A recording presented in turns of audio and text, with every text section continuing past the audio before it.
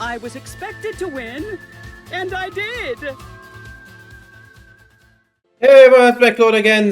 This is the exact same deck that I just showcased. It's INFERNOID. If you haven't seen this deck, check out my last video in which I played this deck for a couple of games and then failed to rank up. I just got to DLV max with this deck and I figured I'd show you, maybe not all the replays because they're kind of boring.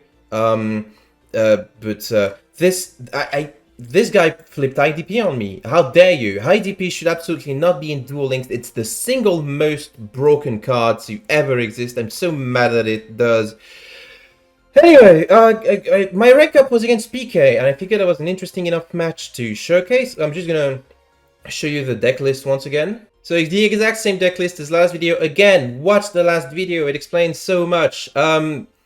You play on non-Q because I hate having to face monsters that I can't get rid of by, just beating over it. We play Deviati because it's super good, represents a negate with Decatron, clears back row, which is plenty in this metagame. And we play 3 Seers because IDP is a card that someone decided to add to Duel Links. And this person should be fired, and also divorced, and also abandoned, and also have their eventual children completely disregard them. I hate IDP. I never want to see IDP again in my life. I'm probably going to see a lot more IDPs though.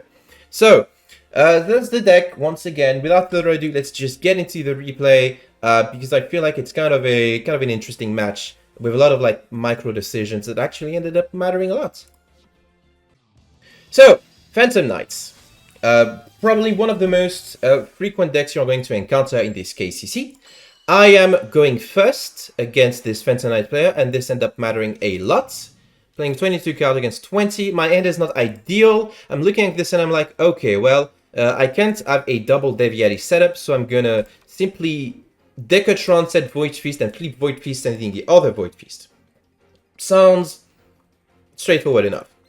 I'm just gonna set Void Feast, summon Decatron's. Decatron is going to send a non-Q. Why do I send a non-Q there and not Deviati? It's just in case I get a Book of Moon in draw or something. I want to have the negates already up so that I don't instantly lose to, say, a Book of Moon as soon as I try to activate the second Decatron.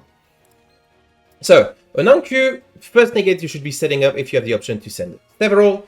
Void Fist flipping to summon Systemas and the second Decatron. Decatron is going to send Deviati. They chain the Book of Moon, predictably enough, to the Decatron. I decide to tribute my Decatron with the spell negate effect in order to protect my guy. I'm thinking if they have a second Book of Moon, I lose this game anyway, so I'm just going to take the shot and hope that they don't have it, you know?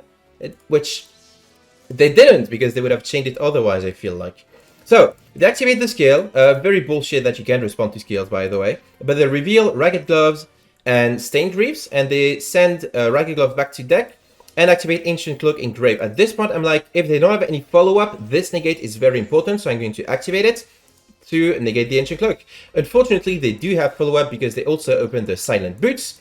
They're going to go immediately into Dark Rebellion Xyz Dragon, which you've probably seen this animation 1,000 times. They're going to activate the skill detaching 2, and they already opened the Phantom Knight rank up magic launch, which kind of simplifies the task for me. Otherwise, they would have just banished the Silent Boots in order to be able to get it, and the last card in hand would have been an unknown. The fact that they opened it is actually good for me, because I'm going to be immediately able to Systemas tribute itself in order to banish the Silent Boots to make sure that they don't get a follow-up search in the form of Phantom Knight's Wing, Phantom Knight's Sword, something that would raise the attack of their Dark Requiem XYZ Dragon. So, they hit me for 3000, completely fine.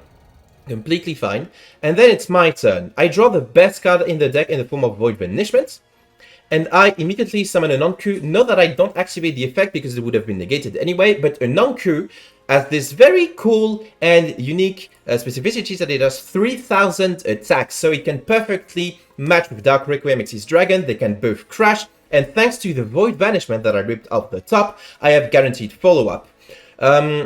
If I had drawn anything else, like if I had drawn an armor deck, it would have also been really good because I would have been able to bait the Dark Requiem Xyz Dragon negate with the armor deck and then a non-code in order to have a 3000 spell negate beater on the board. Maybe I could have just gone for... No, I wouldn't have gone for Deviati.